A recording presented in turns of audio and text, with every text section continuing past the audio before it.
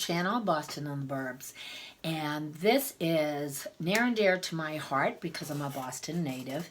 And I just want to let you know that I did a video that turned out to be 15 minutes long. You'd think it was a documentary. So this is my redo. It's going to be short and sweet. 8 tips on why Boston's such a great place to live. Thanks. Be right back. Please download my relocation guide. It's attached to a link right below this video, and it's a 12-page relocation guide for the city of Boston and surrounding areas. You can, it's a PDF, you can print it, or you can just save it on your desktop. Is museums, science, art, history. We have world-class museums, Museum of Science, the Museum of Fine Arts, other small art museums located in Boston and Cambridge. You could have a grand old time researching every weekend going to a new museum. Sports. We have great sports teams. Sometimes we do fabulously, wonderfully great, and other times not so good. But the Boston sports fans are unlike any others, so don't mess. And don't bring up any other team, and don't wear other teams' hats, especially New York, or you're in trouble. So number 1, the Boston Bruins, located very much downtown.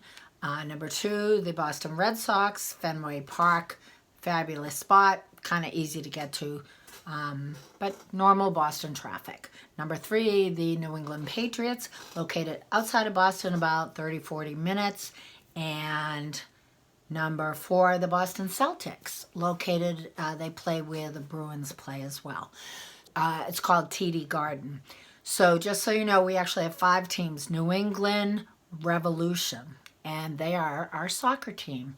And you don't hear much about them because until you move here and you're a big soccer fan, we need to build that up. But right now we have 5 fabulous teams. Number 3, my favorite, the arts. Boston has great theater, musicals, ballet, the symphony, and in the summertime, the Boston Pops are the symphony in a more relaxed state. They have concerts in the city, and they have concerts way in the west part of Massachusetts at Tanglewood. New York sends Broadway plays here to try them out before they actually open in New York on Broadway. So you get to see some really... Number 4, you probably know from studying history in school that Boston is the birthplace of America. From Plymouth Rock, which is down the south coast, to Concord and Lexington, which is a little bit northeast. Boston is the birthplace of America. Important for the Civil War, important for 1776, the Boston Tea Party. Wherever you go in the city of Boston, you will feel like you're a part of history.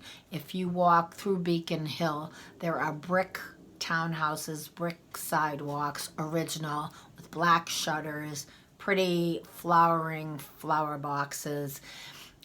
It's a beautiful feel, and if you walk all over the city, you'll notice the way the streets are laid out. It's not a grid pattern at all. It's more like a cow path. You will be steeped in history no matter where you go. As you start to move out of the city of Boston, you still will find a lot of historic places. All the towns will have a few houses with plaques on them built in 1700s, 1800s, and the oldest house in Dedham, I think, is from the 1600s, and it's a little dilapidated, but there is tons of history throughout New England. If you like history, you will never ever be bored. Number 5, one of my favorites, seafood. Northeast cold water seafood, the best. You're in for a treat. Haddock, which is a great tasting whitefish. Scrod, same thing. Scallops, clams, even oysters. Boston, lobsters, has the best fresh fish. And everywhere around here, no matter if it's a little sub shop, they might have fish and chips on the menu, and it could be a fine dining establishment. It could be a little a little shop on the beach. So all the locals know in the summertime, you can hop in the car, go get fish and chips somewhere, great, and all the grocery stores, fresh fish. It's delish, and they always have hamburgers on the menu for non-fish people. The Four Seasons, and I don't mean the hotel, though there is a Four Seasons in Boston.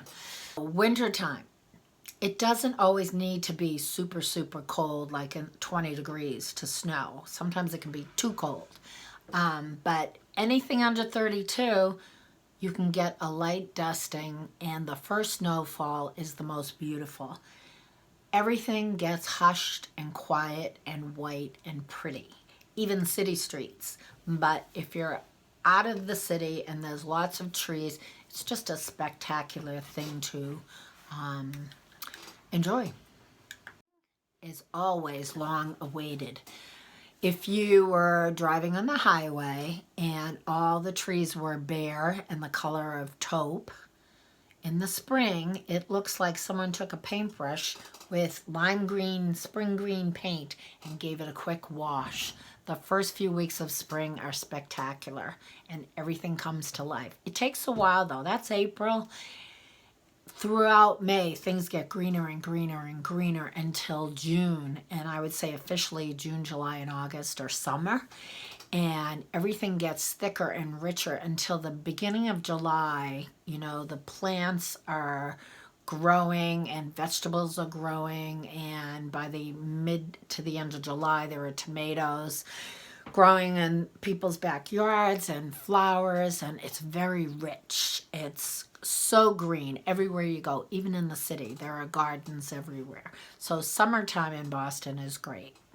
Fall is another spectacular show put on by nature.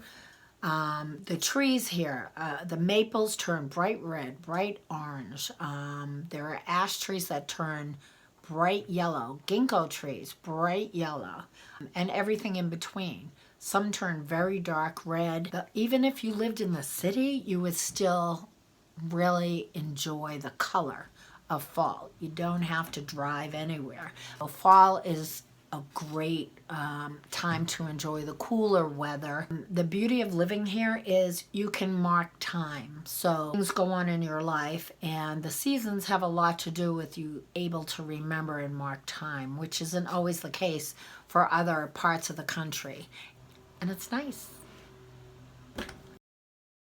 The opportunities for education are amazing, and that's why I like to think Boston as a whole has tons and tons of people who are college educated that aren't necessarily in jobs that you need a college education for, because it's part of the culture. Everyone should have a college education.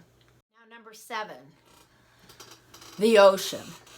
I don't know anyone who doesn't love the ocean, and many towns can brag about their offerings, but how many towns in the Northeast, including New York, can brag about having a beach actually in the city? In South Boston, there is a public beach, so in a pinch, it's a great place to escape for an hour or two. But a short drive away, north or south, you will find beautiful beaches. Yes, they charge for parking, but you can spend the day, and they're beautiful, they're clean, and they're open year-round. Number 8, walking.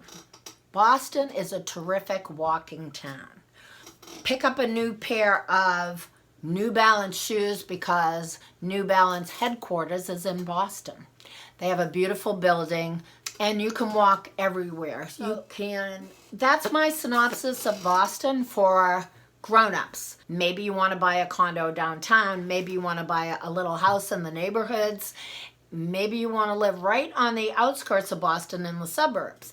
But Boston is a fabulous town. I am including a relocation guide with this video. There is, in the description below the video, there is a clickable link, and you can download a 12-page PDF file, and I hope you enjoy that. Please, I'm available for questions. If you enjoyed this video, please give me a thumbs up and subscribe. I post real estate tips for free every Wednesday.